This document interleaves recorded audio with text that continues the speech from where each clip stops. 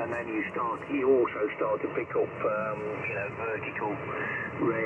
vertical signals and noise and all the rest of it, because especially if your beam is sort of DC grounded, so you can't do that. It's got to go up on a separate pole. I was pushing my luck, I've got to be honest with you. I get away with a master that's out there now, and the wires and everything else. So you don't want to push your luck really, not if you don't have to. I mean, it's like I said to you the other day, the conditions all get that good soon, a blooming DD27 on the biscuit tin, and you'll be able to work the States, you know what I mean, and it'll get that good. I can remember, you've been licensed a lot longer than I have. I don't know when you were licensed, but there was a fantastic, conditions, weren't they, cycle in the 80s. Was it the back end of the 70s into the early 80s? And I can remember being in Nottingham then, and there were 3 or 4 of us that were working on 3, 4, 5 element Yaggies down on 26. And I can remember we had a friend that all they got was a DV27 on an old tumble dryer, right down at the bottom of the garden, because he one of them that was frightened to death to put an aerial up. So they had this DV27 on an old tumble dryer, right down in the bottom of the garden, and we were sat there on 26 megs, I think, right down in the basement, and chatting away to States. They were calling in from all over the States, and we said we've got a station on, but we don't think you'll hear them because on a DV27 on a biscuit tin. Anyway, they gave him a shout, and I got straight back to him. I thought, I can't believe it. But it was that good. So like you say, if some people are saying this is going to be a good cycle. Some people are a bit, we don't think so. It won't be as good as previous 70s and 80s or whatever. But if it is good, then like you say, a wet piece of string, 100 watts, mate, you work the world, Frank guy. Break, please. Yeah, break, acknowledge, yeah. You will work the world, and yes, we've done it. Yeah, the break station, this is Golf 1, Golf Zulu Yankee, yes. Germany 1, Germany Zanzibar, Yokohama, waiting for you. Oh, very good afternoon, and thanks for bringing me in. It's Mike Romeo 0 Juliet Charlie Foxtrot, name of Mark in Sidcup in Kent. I've just been listening to your QSO the last 10 minutes, and a big smile on my face. You touched on so many subjects there, to do with the past really, and to do with the present. And I just wanted to sort of jump in. When you're sort of chomping at the bit and you think, oh, I know, I've got something to say. And I just wanted to jump in and, give you reports, tell you what I'm using at the moment. But the thing that I wanted to talk about was the vertical antennas, the old CB antennas, and conditions at the moment. And I know you would like speculating on what's been happening at the moment with Cycle 25. So I thought I'd just give you an idea of what's been happening the last year for me regarding vertical CB antennas, etc., etc. So I'll hand it back to you there. You're 5 and 9, 5 and 9 plus, by the way. G1 GZU sounds familiar, but maybe not. This is Mike Romeo 0 Juliet Charlie Fox, and you're both 5 and 9 plus anyway. Yeah, Roger's on that one, Mark. Yeah, the name this side is Frank. Foxtrot Romeo Alpha November Kilo Frank. The call sign is Golf 1 Golf Zulu Yankee, not uniform, it's Yankee, GZY. And I'm about 5 miles north of Eastbourne, in East Sussex there. And John, you've got John on there, Golf 7 Sugar Hotel Golf, that's Golf 7 Sugar Hotel Golf. And he's just south of Lincoln, so there you go. I'll hand it back to John to give you a shout, and see how you go from there. John is Mike Romeo 0 Juliet Charlie Fox, Roger.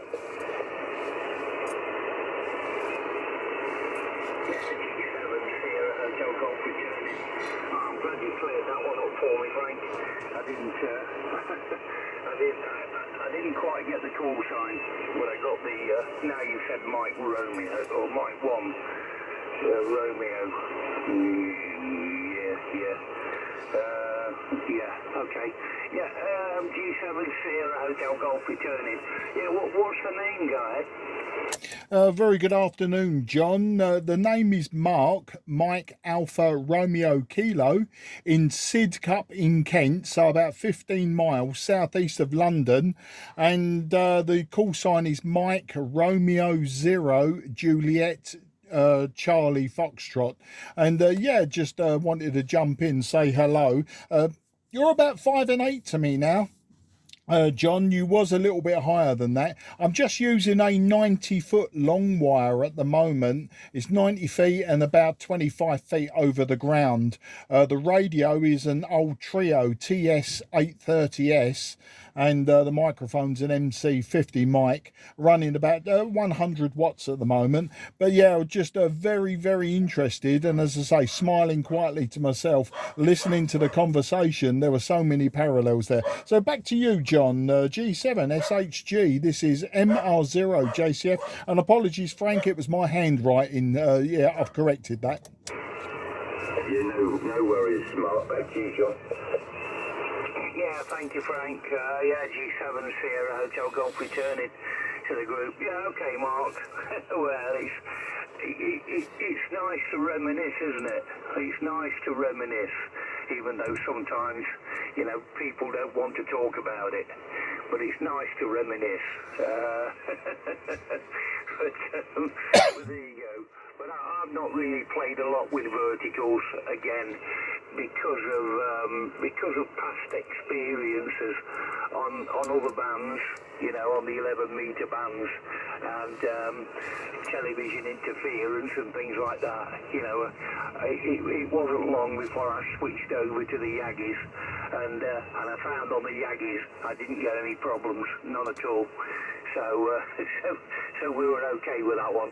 But yeah, it's like you say, it's a good subject. The verticals, they do work. I mean, you know, French used the vertical.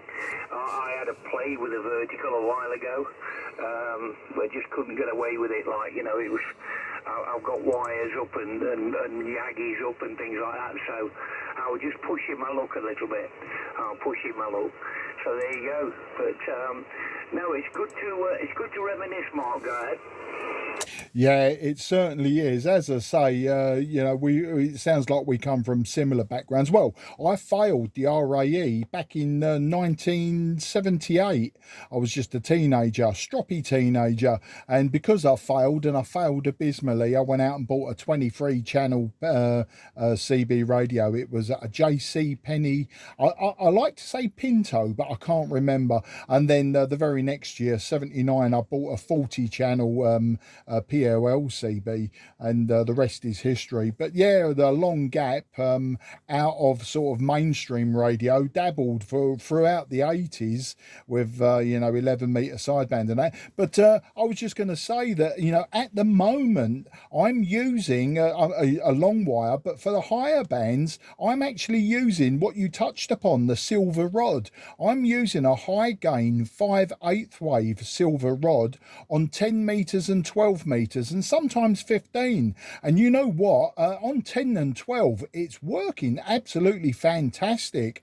And the last year before the spring equinox, I mean, I was working USA coast to coast, Florida to California, with it with absolutely no problems, and quite often reducing my power to 5 watts. You know, I've been doing a lot of QRP stuff, but yeah, I've worked Canada and the USA this year, sort of, well, Christmas onwards. Out of the 52 states, I already had some of the states, but I'd pretty much I think I've got 11 states left to get. It was absolutely awesome on that antenna. I mean, I've used a variety of radios. I've used this TS-830S, IC7300, a few little Chinese things, including homebrew ones, and you know, it's been absolutely fantastic. So, you know, cycle 25 for me, I mean, this is my first legitimate coming up to solar maximum, as it were. I only got my first foundation license back in 2017, October 2017. So you can see I haven't actually been a licensed ham that long as such. But yeah, the long wire doesn't work that well on 10 and 12. It's marginal with 15. It depends who I'm talking to. But no, I've been CQing on 10 and 12, but virtually solidly for the last 9 months to a year. And I say the last 6 months has been absolutely fantastic. Just recently, I was working a string of countries calling CQ. We started in Greece, got across to Saudi Arabia, then down to the Mauritius, and ended up in Australia. This was Western Australia, and each time I played the QRP game, and yeah, got down to 5 watts. 5 watts to Australia on 10 metres using the silver rod was a bit of a struggle. He had no problems at 10, but yeah, it just took me back to all those days. And you also touched on the power that they're allowed. Of course, now they used with SEPT agreement, they use the old well, they still got UK 2781, which was FM only on that weird set of 40 channels. Then you've got the SEPT frequencies, which is FCC frequencies, and they're allowed AM, FM, and sidebands. And yes, it's 12 watts output from the radio. Of course, the foundation license allows 10 at the antenna, but you know, at the end of the day, there's absolutely nothing in it, and I'll be very surprised if anyone is really genuinely using you know, the 12 watts. I mean, most people you see on the forums and that, they're all running small Italian amplifiers, and I say all, no, that's wrong. I'm generalizing there, but yeah, just as I say, I heard you both talking, and I thought to myself, oh, this is nice. On 40 meters, you know, people are actually genuinely talking about the past, and not the stiff collar, stiff upper lip type past. You know, it was quite relaxed listening to you both, and I just wanted to jump in. I sort of felt this kindred like kinship, as it were, with you. So yeah, say both well, John, you picked up again to 5 and 9 plus. More QSB on your signal than there is from John, who is obviously south from me, and you're north from me. But I do tend to ramble as well, long overs. Apologies for that. I'll hand it round to you, I think, John, and if you want to hand it back to Frank. G7 SHG, this is MR0 JCF. Yeah, G7 Sierra Hotel Golf returning. We've got a station come close. Can you hear that station, Frank? I bet you can. Yeah. Okay, I'll just ask you a quick question, because Frank is going to disappear soon, I would imagine, for his tea. He's about 5 minutes late. But a quick question. You said you're running a 90-foot wire. Is that a long wire, or is that a random wire, Dad? Yeah, it's a random wire. There's no rhyme or reason to its length other than getting the copper in the sky. What it is, John, I've been a shortwave listener and a crystal set builder and a TRF and regenerative receiver builder all my life since 1974, when I built my first crystal set. So I've always, every property that I've ever lived in, you know, with my parents and then my own properties, I've always had a wire aerial up, and when I got my foundation license, the aerial was there, so I just put a 9-to-1 unun on it, and then I've got this obviously length of coax to whichever radios I'm using, so it's a 9-to-1 unun, and then a random length of coax up into the loft shack. I've got 2 shacks, one's in the loft and one's in the garage where all my really old heavyweights are, and I can't be carrying them up to the loft. Sorry, a long answer for a short answer that I should have said. Random long wire. Back to you. Yeah, okay, G7SHG returning. Yeah, I assumed it was a random wire, with you saying 90 foot. Yeah, I assumed it was a random with 9-to-1 on. Okay, let me put it back to Frank. You take it, Frank, go ahead. Yeah, okay, John. Yeah, we're having tea a little bit later tonight. I think it's about 10 to 6, so we'll be all right for a little bit, another 10 minutes. Yeah. Well, you're in Sidcup, Mark. John's the one that's up near Lincoln. I'm south of you, this Frank. I'm south of you. I'm 5 miles north of Eastbourne on the south coast here, buddy. But yes, I passed my radio licence 40 years ago, and you started on 2 metres. And yeah, there's a lot of people that wanted to talk radios, and I'll be honest, after being on 11 metres and all around the world, my best trip was going down the Brighton bypass, down the A27 in a lorry, talking to Australia on the 19 FM. That was my best call, I think. But yes, that was, we did that a couple of days. This lad come up and he was talking to some people in Brighton that one had a 4-element beam, so we used to connect to him, and then we all used to sort of try and get in on the side. But yes, an 18-inch Springer antenna on the roof of an 8-wheeler tipper. So yeah, ideal. Yeah, on the 19, a couple of days running. So yeah, I was mega impressed with that. But how can I say? When you're talking to different people like that on 11 metres, they don't all want to talk about radios. They want to talk about what they've done, what they're using, and what sports and hobbies and stuff, excuse me, and everything else. But when I got 2 metres, everybody wanted to talk about, the diodes in here and this and that, resistors, and I thought, what for? A lot of old farts.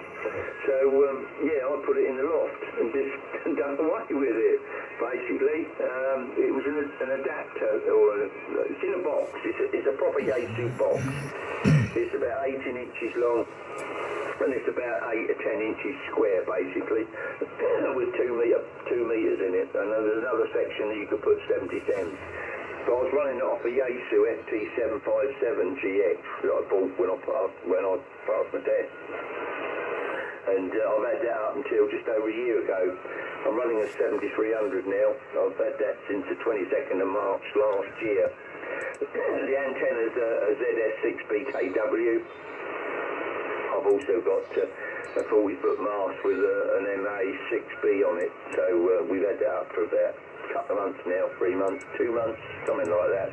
And that's working very well for me. So yeah, we're impressed. The only trouble is I had to get planning permission and everything else, but it went through, so I was quite happy with that. But I'd like to put the Antron back up, but as you probably heard from Earwigging, it wouldn't look great. Roger, back to you. Mike Romeo off 0, Juliet Charlie Fox from Golf 1, Golf Zulu Yankee. Yeah, G1, GZY, MR0, JCF returning. Superb, absolutely superb. Well, I've got the same station manager issues here. The long wire isn't a problem because, it's practically invisible. And I've got verticals for 2 metres, 70 cents. Well, it's a collinear. I did have a J-pole up, a homemade J-pole from my very early M6 days. And in fact, I had an article about it in a Radcom magazine. I think it was December 2018 or January 2019. I can't remember now. But anyway, somebody gave me the collinear, and so I'll put that up in place. And obviously, being just a straight white stick, it's less obtrusive than the copper J-pole that was as black as your hat with oxidation, and I suppose more of an eyesore. But I've also got a 9-element LFA up on a rotator on a pole on the side of the house, and so the station manager won't allow anything else. I did want to put a 6-metre beam up, and she nearly went apoplectic on that one. So, but I say with neighbours and local council, etc., it hasn't been a problem, and I don't foresee a problem. It's privately owned house. It's my house, and as I say, the neighbours all around me just don't. They've never mentioned it in all the years I've had antennas antennas up at this property, and I've been here 20 years. They've never mentioned it. But yeah, I do get that don't push your luck sort of thing from the station manager. You know, I'm just waiting for the words. It's me or the antennas, and I'll just have to say, can you leave your keys on the side? No, I can't do that. I won't do that. The other thing, of course, as well, you know, I've got half the loft, I've got half the garage, and whatever else with all these old valve radios and you know, hybrids and that. So, you know, she's very, very good. And my daughters, they're both in their 20s. They just don't get it, you know. They're happy with their mobile phones. They don't know why I indulge in such things. But, you know, I say to them, you got to go back to when I started all this, 1974. You know, it was really quite magical, especially when I started building radios. You know, everyone around me was very fascinated. But of course, at that early age, I was 11, and I was already labelled a geek before the word geek was ever invented, I think. So yeah, it's great fun. But yeah, I think like most people, I went through the DV27 on a biscuit tin with 4 radial wires.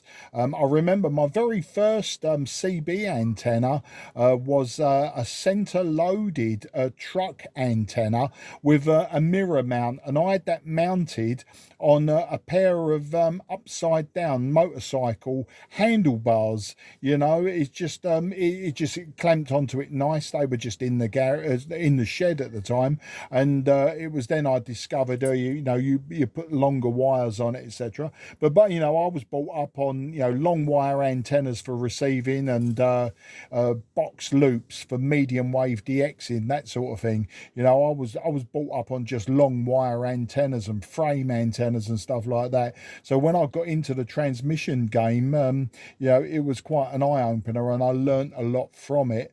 And yeah, I went through them all, you know, with the various fire sticks and God knows what else, until, as you say, the back garden. I lived in Eltham in southeast London, and the back garden, eventually I had a pole with a Starduster antenna, as a Starduster 2 antenna on it, and that's when you know, I started causing TVI a bit further than just the neighbours either side of me. And you know, at that point, I think I started racing motorbikes at the time, and you know, it all went away, you know, and I sort of, as I say, dipped in and out of the hobby. But yeah, it wasn't until I realised that the triple tier system was in, and you know, with life experience behind me, it was quite easy to get through all 3 licenses. Okay, there, Frank. Yeah, I might have got you the wrong way round, but it's all fair in love and war, and we're allowed these little mistakes, I think. So back to you there, John. Before you have to go for your dinner, G1 GZY. This is MR0 JCF in company.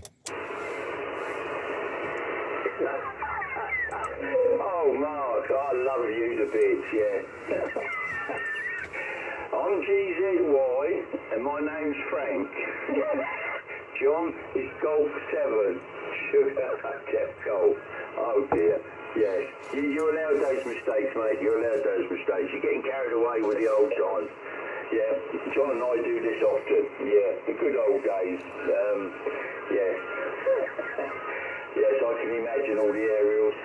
Like I say, I had a Sigma 2 on the roof, strapped to the chimney on a 4-foot pole, with the 8-foot radials on the bottom. Well, 4-foot they were, but they crossed across. It was 8-foot and 21-foot length of silver rod stuck in the top of it. So yeah, Sigma 2. The 3-element Yagi on 2 20-foot scaffold poles in the garden, bottom of the garden, bolted to the shed. And a DV27 and a 3-way channel change inside. What did I have? Oh, a Superstar 360 with added frequencies, a Zitagi 200 linear. Yeah, it was all good in them days until you got caught. But there you go, this is what happens. So they tell you that you shouldn't be doing this. You ought to become a radio hand. So you think about it for a couple of minutes, buy a book, read it, then when the exam comes up, go and take it.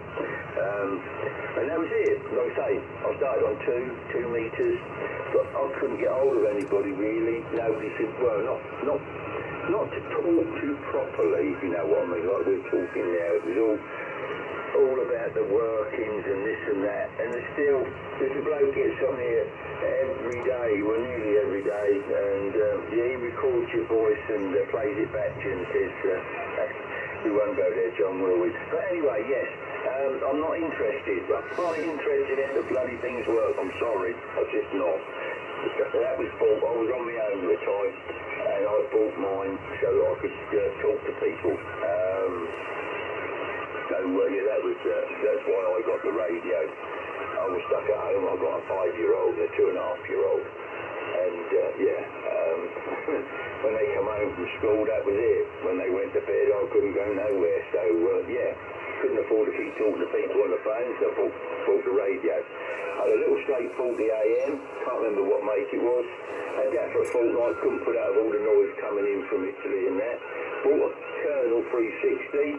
That had a clarifier on it, but not a KC shift, so I could get a few stations, but not that many. And I had that for a fortnight, 3 weeks, got rid of that and bought the Superstar, and had that a long time until I bought the FT-757. So, I know where you're coming from. And it wasn't until just over a year ago, mate of mine said, why don't you get on 40 metres, it's lively. So I bought a G5RV halfway, stuck that up. And it's well away. So they got replaced with a ZS6BKW, and then the FT got it changed for the Icon 7300 that we're running now. So it's got the SM30 Sugar Mike 30 bass mic on it, and I think we're running somewhere around about 100 watts at the moment. Normally I run about 85, but we're on 100 watts because there's some noise from another station not too far away from us. So there you go, Mark. This is Frank. It's Golf 1 Golf Zulu Yankee, and I'm in just outside of Eastbourne, and it's 10 to 6, and it's just about time for me to go and have my dinner. Back to you, sir. Yeah, G1, GZY, Frank in Eastbourne. There you go. We got it that time. I'll tell you what it is. I still keep an old school paper logbook, Frank, and what I've done is I've logged you both on the same bit. You know, I haven't logged you separately there, and I'm sort of looking out the corner of my eye, and I'm seeing sort of your call sign is logged first, and then John's name is logged first. I got it all twisted, so I've just made, you draw little arrows and things like that. But no, it's absolutely superb, mate. And 757 GX, do you know what? I've had about 4 or 5 of them. As you can see, I'm a serial radio buyer, and then I use them for a while, and then I sell them on. This 830 though, I'm not selling. I've got the 830, I've got the AT-230 tuner, manual tuner, the MC50 microphone, and the SM220 station monitor. Now the tuner, the radio, the microphone I bought from a Cray Valley Radio Society member. I got it for a fantastic price just a few months ago, and I've always wanted one, like when you were first licensed way back in the day, and I remember Practical Wireless magazines and stuff like that. These used to be advertised, and I always wanted an 830, and of course when I finally got licensed, the prices of them were astronomical, and I'm thinking, no, you can buy much more modern and more capable gear for the money. But this Cray Valley member, he had one. He said it had been sitting there 10 years, and 250 is what I paid for the radio, the tuner, and the microphone. So I was over the moon with that. I finally got this old radio that I wanted, and the station monitor, the little oscilloscope type of affair, that turned up on eBay, 107 quid I paid for it. And I mean, it's a lovely piece of test kit, to have with the radio. It's not essential. Didn't really need it, I suppose. I've got oscilloscopes and stuff like that. But I'm a Kenwood man. I've got quite a few Kenwoods and trios, hybrids, valve, and all transistorized, 2 meters, HF, that sort of thing. I've also got modern gear like IC 7300. But, I do love this old stuff, and I particularly like this one because it's what I wanted back in the day. I wasn't licensed, and as I was was sort of falling out with, you know, with the 11 meter stuff. And it wasn't just 11 meters as well. I was doing 45 meter band. You probably know that, the Echo Charlie. I was doing a bit of that as well. But yeah, I just could not afford at the time any of the really up to date, what was then up to date in the early 80s modern radio gear. So I was using old, you know, wireless set 19s and stuff like that, you know, old ex-military, ex-government surplus stuff that you could pick up for a tenner, and now they want 400-500 quid for some rusty old box, you know. Just the other week, I'm talking of which, I just went out and bought an AR-88 receiver for 50 quid, you know. It's a little bit sorry state, but not the end of the world. And yesterday I bought a KW 2000 transceiver with power supply. I paid 150 for that, and of course KW is more collectible than it is usable, although, you know, they are very usable without a doubt. But, you know, I'm just collecting up all this old rubbish from my past and just keeping it out of landfills. Anyway, you need to go to dinner, and with my alligator mouth, I've been leaving John G7SHG out of the loop. But yeah, it's lovely to speak to you both. As I say, it's just coming up to 6 o'clock. I'm going to go down now and make some dinner, and I think I'm going to make a chili con carne or something like that. I don't know. My wife mentioned making quesadillas, so I might just let her get on with it, and she can be chef for this evening. So I'll hand it round to you, Frank, but I will say best 73 to the pair of you. It's been an absolute pleasure. I know we talked mainly radio, and it's you said, you know, you're not overly interested, but I think we get away with it because it was the nostalgia radio. Oh, and talking of nostalgia, yeah, if we go through some of the sideband sets I had back in the day, I think my first sideband set was the High Gain 5, the what's the name, the 148 GTL DX, and a few other Stalker 9, that sort of thing. You know, they, like my amateur radio does now, these radios used to come and go, swapsies, that sort of thing. So I wish you both 73 have a fantastic evening. Look forward to working you again. You'll find me, as I say, just of late, quite often on 10 and 12 meters CQing, and if you're around that neck of the woods and there's some sporadic E, we should be able to work each other, I'm sure. It's not going to work line of sight, of course, but a bit of sporadic E, bit of backscatter, something like that, I'm sure we can work each other when there's a good sporadic E lift on. So I'll hand it back to you, Frank, and but I will say goodbye to the pair of you, and I'll let you hand it round to John. G1 GZY MR0 JCF in the group with G7SHG 73s, and good night, chaps. Yeah, no worries, Mark. Yeah, I've got to fly. Yeah, I'm sorry you got for too long. You take care. Catch you again another time. John, all the best to you and Linda, and we'll catch you further down the line, buddy. You have a good one, and enjoy your dinner, and best wishes to both. Golf 1, Golf 0, the Yankee group. We're good. I'll leave the microphone with you, John. I've gone, buddy. Take care. Yeah, thank you, Frank, mate. Best wishes to you. Best wishes to Pat. And belated birthday. I think Linda's sent it, hasn't she? So best wishes, mate. Have a good evening and get yourself a good night's sleep. Good night, Frank. And the same to you, Mark. Very good night to you as well. And G7 Sierra Hotel Golf. We're clear. Bye-bye, Frank. Bye-bye, Mark. Yeah, ciao, John. You take care, and I will pass them all. I did reply to Linda's text, so 7 frees to both. Bye-bye. Yeah, cheers, John. Very nice to make your acquaintance. And yeah, your last transmission, your 5 and 9 plus 10, absolutely stonking signal and drowning out the Europeans that have started picking up on the sidebands as well. Lovely, lovely copy.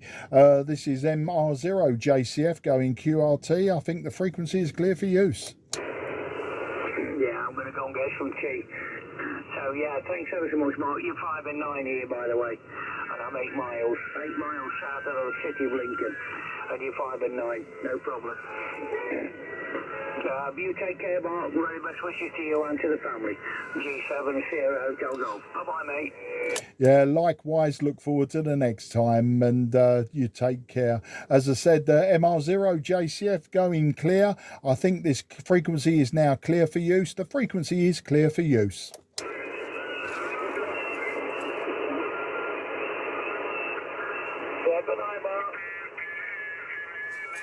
Who just said good night, Mark, that time?